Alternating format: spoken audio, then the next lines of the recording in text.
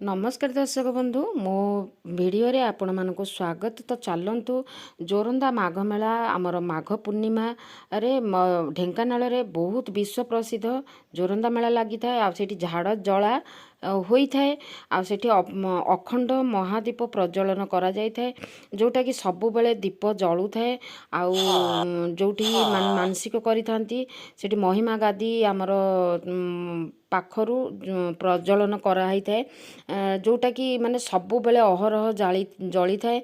आ जनवरी 31 ठारू एई 2026 मसीहा जनवरी 31 ठारू आरंभ है कि माघ पूर्णिमा जो आमर पूर्णमी दिन ठारू आरंभ है कि 2 तारीख पर्यंत एटा फेब्रुआरी 2 तारीख पर्यंत मेलाटी रहिबो बोली एथरक शुणा होछि। तो शून्य मंदिर अलेख महिमा गादींक एक महिमा जोटा कि विश्व प्रसिद्ध पूरा अखंड ध्वनि प्रज्वलित होता है। आ जोरंदा महिमा गादी पाखरु एटा सबु बेले ढेंकानाल रे बहुत भीड़ होता है, बहुत माने आडंबर सहित होता है। तो ताकू मन पकेवा पई एटा को केबे भी भूला होइने रा झाड़ जला होउछि। आमर आईटी कॉलोनी मंदिर कॉलोनी राधाकृष्ण मंदिर पाखरे आमर झाड़ जला होउछि। आ एटा अगी पूर्णिमा रे होलिका दहन भी हुए एई जगार। तो चलतु ये झाड़ जला माँ को पाखरु मु भिडियोटी आनी आपण माने देखंतु किपरि मंदिर कॉलोनी रे आमर आमर हेइथिला जोटा कि माघ पूर्णिमा रे झाड़ जला। तो चलतु ये अग्नि उत्सव कह जाउछि। एई केमिति आडंबर सहित एबे भी रीति नियम परंपरा को लेकिन मनीष माने विश्वास बहुत अनुभूति भी रही। तो सेई अनुभूति को लेकिन मुझे टिके किछिटा आमर क्लिप देखी आपण माने देखंतु किछिटा फोटोग्राफी मु आनीछि। तो चलतु आपण माने जोरंदा माघ मेला को जदि न जाई पारुछंती सेठी तो बहुत भीड़ हुए से जगह को ढेंकानाल सेटा तो प्रसिद्ध माने माघ मेला लागे आउ यात्रा भी हुए सबु बेले से जो मेलाटी लागे बहुत भीड़ भी थाए। आउ सेठी अहरह माने से जो आमर जेतिकी दिन पर्यंत आमर चली थाए दीप प्रज्वलित होता है सेठी माने मंगल पाई भक्तों मंगल पाई एटा होता है दीप प्रज्वलित होता है। आउ सेटा को मन पकेबा पई आमर एठी माघ पूर्णिमा रे भी एठी हेइथिला अनुष्ठित।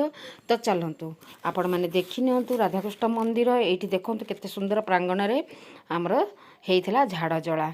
तो चलतु देखि नियंतु टिके आपण मानकु किपरि लागला भिडियोटी निहाती भाबे मतामत जणांतु। रहिली एटा होची मंदिर कॉलोनी आईटी कॉलोनी मंदिर कॉलोनी राधाकृष्ण मंदिर पाखरे सेटा नना एबे पूजा करूछंती। आ केते सुंदर लागुची देखंतु प्रज्वलन करा होउची। आमर होची अग्नि उत्सव माघ पूर्णिमा दिन ही एटा हेइथिला।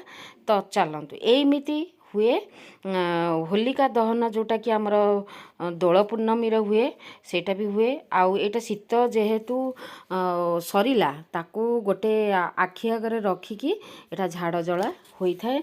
ताकू देखंतु नियारा परंपरा और नियारा अनुभूति नेकी एटा को एबे पर्यंत बजाय रखिचंती लोकंक मनरे। आउ एई गुड़ाक बेसी गाँ गहली रे एगुड़ाक देखा पाए किंतु टाउन रे पिला माने आजिकल एगुड़ाक सब किछि जानना लोप पाई गलानी। आउ पिला माने कौनसी पूजा पर्व पर्वाणी विषय रे किछि भी जानी पारु नाहंती। तो ये पाखरे मु भी चाहिए भी मुझे देखिकी आसी पारिथांती।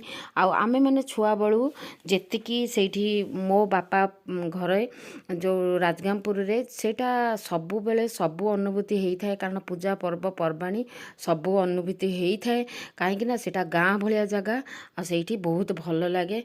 देखंतु केते सुंदर एठी चलीची आमर झाड़ जला। तो चलतु आईटा हूँ महामहिम शून्य मंदिर पाखरु आमर ढेंकानाल विश्व प्रसिद्ध महिमा गादी भी एमती जोरंदा मेला लगी थाए। आउ ताकू सबु बेले एमती अखंड दीप पूरा जो मेलाटा लगी थाए माघ मेला सेठी लगी थाए पूरा सेटा को मन पकेया पई एटा को को जगार करती आपण मैंने भी देखी कि नहीं आपण मैंने भी जानी कि नहीं ये विषय निहत भाव मतामत जणाइबे।